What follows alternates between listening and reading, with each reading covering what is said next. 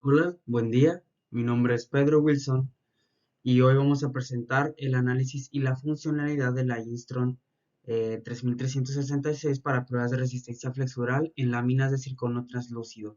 Este material es comúnmente utilizado para la odontología y para la realización de coronas, dientes, etcétera. Este tema se desarrolla para la materia de biomateriales impartida por el maestro y doctor Luis Campos Becerra.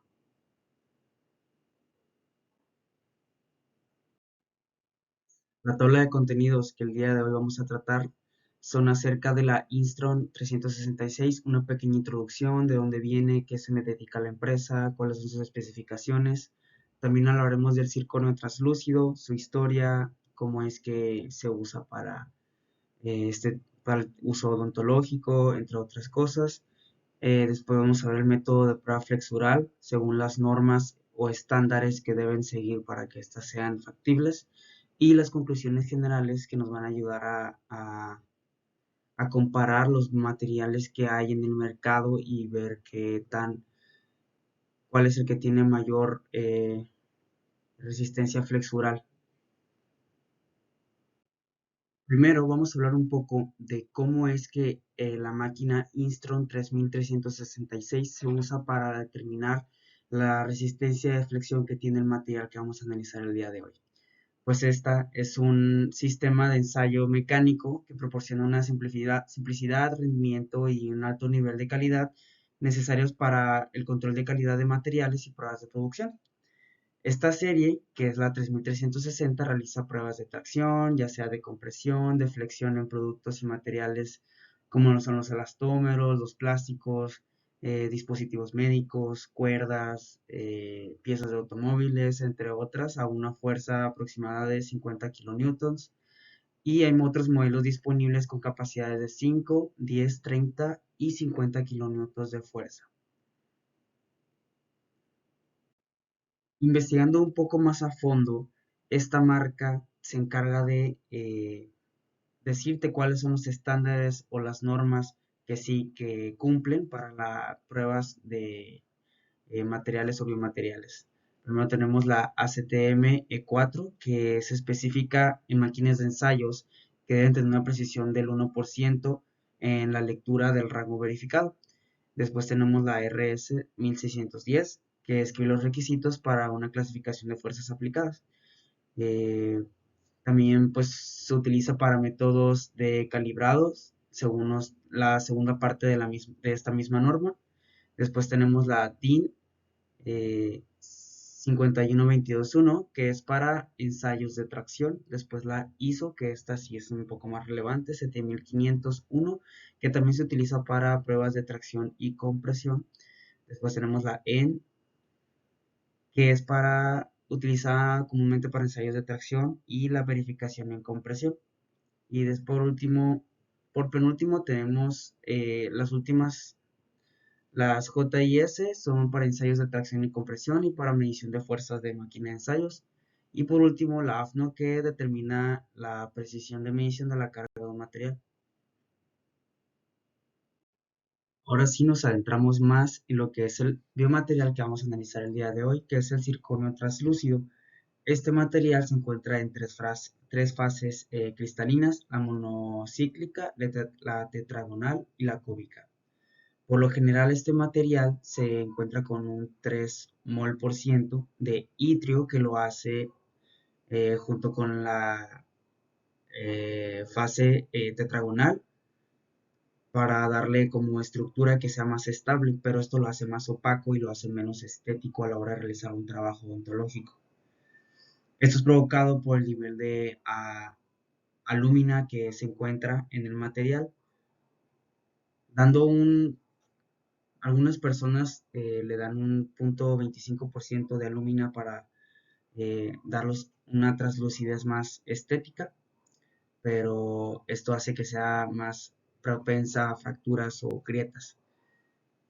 También sabemos que la fase cúbica de este mismo material es isotrópica, lo que hace que tenga diferentes direcciones cristalográficas y eso disminuye la dispersión de la luz y por lo tanto hace que el circonio parezca más translúcido. Aquí es donde se entra el concepto de circonio translúcido. Para resolver este problema que les digo de la opacidad y los niveles mol y de alumina que debe tener el circonio translúcido para que sea estético y estable al momento de hacer un diente, porque sabemos que es muy importante la estructura de un diente, que sea rígido, pero a la vez pueda soportar deformaciones o rigidez, digo, perdón, o flexiones, entre otras cosas que hacemos al masticar, morder cosas, etcétera. Nos dice que el circonio translúcido es una cerámica usada en restauraciones dentales mediante el sistema CAD-CAM, que es un sistema asistido por computadora de diseño 3D de dientes.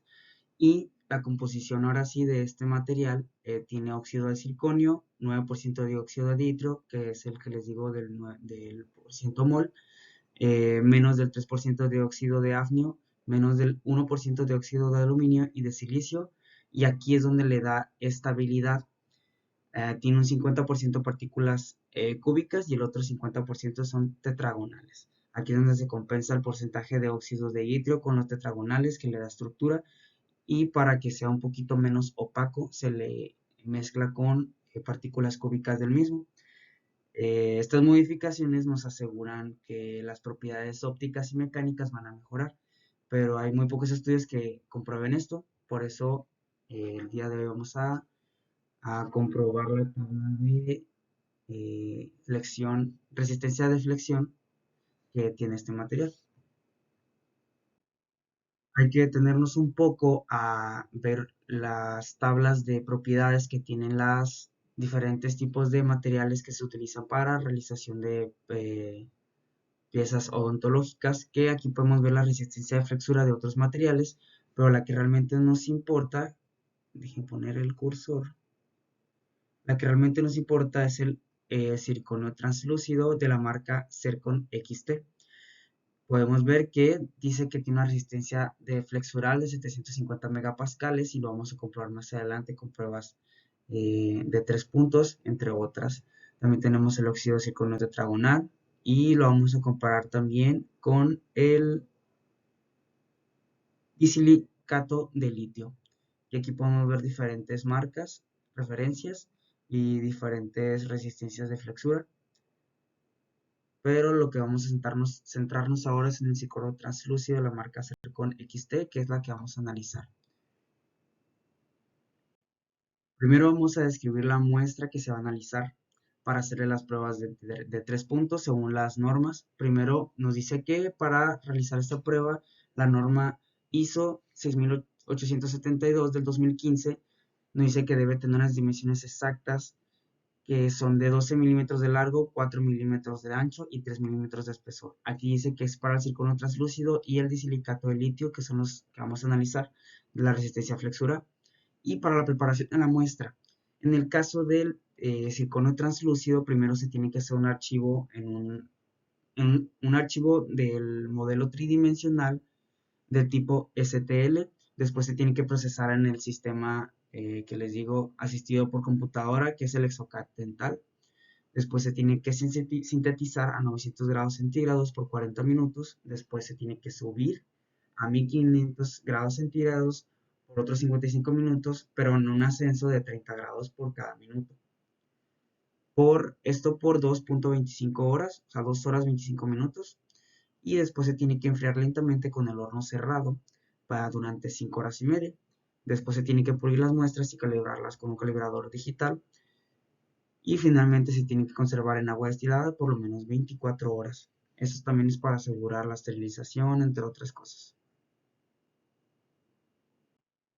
Ahora sí, para realizar la prueba de resistencia flexural se utilizó, como les mencionaba, la Instron 3366, que es un testador de flexión de máquina universal, y se utilizó el método de 3 puntos según la norma ISO, que consta de 2 puntos fijos, que son estos cilindros que vemos aquí, que tienen una longitud de tramo de 12 milímetros, o sea, 1 centímetro, 1.2 centímetros, y se tiene que sostener la lámina entre estas dos y un punto central para aplicar la fuerza.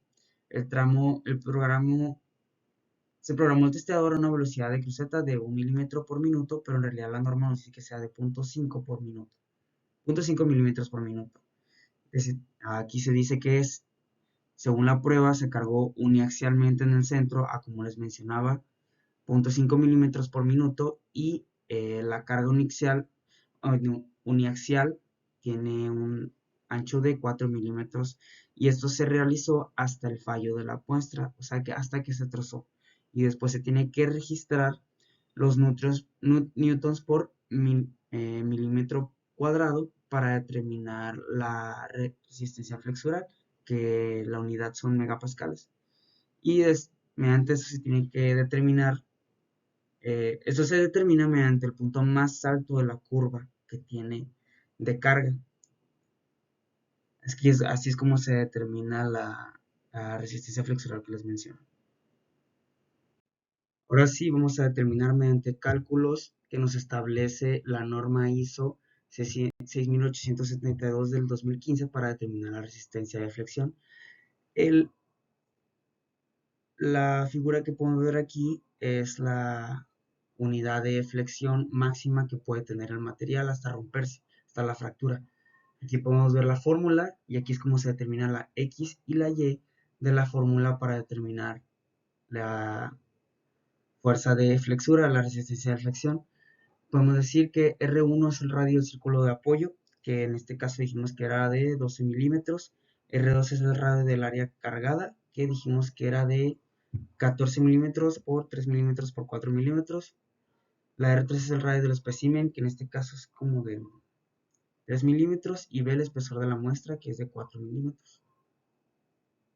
Y aquí es como se determinó estadísticamente la muestra para determinar la resistencia de flexión y compararla con las demás materiales que se analizaron en el trabajo. Ahora sí podemos ver una tabla comparativa de los valores encontrados para las láminas de circonio translúcido, las láminas de silicato de litio que van a ser ignoradas porque pues, es notorio que la resistencia de flexión es mucho menor a los materiales que queremos analizar. Y después tenemos las láminas de silicato de litio, que podemos ver que comparándolas se parecen mucho. Analizando después de estos datos de manera descriptiva, se puede observar que tiene una mayor resistencia la lámina de circonio translúcida. Y al aplicar la prueba ANOVA, que vamos a ver más adelante, que es comparar los tres grupos, pero realmente los que nos importan es el disilicato de litio y el circonio translúcido, se pueden encontrar diferencias pues algo significativas en la resistencia de flexión de los tres materiales. Pues el disilicato de litio y el circonio translúcido se parecen mucho, pero el silicato de litio reforzado con circonio es mucho menor. Y al comparar estos grupos entre sí, pues se encuentra lo que les menciono. Aquí se encuentra la prueba ANOVA que les digo que se determina con las P para comparar la resistencia de flexión de estos tres materiales y podemos ver que pues, el silicato reforzado con circonio tiene una resistencia de flexión mucho menor a la de circonio translúcido que es pues considerable.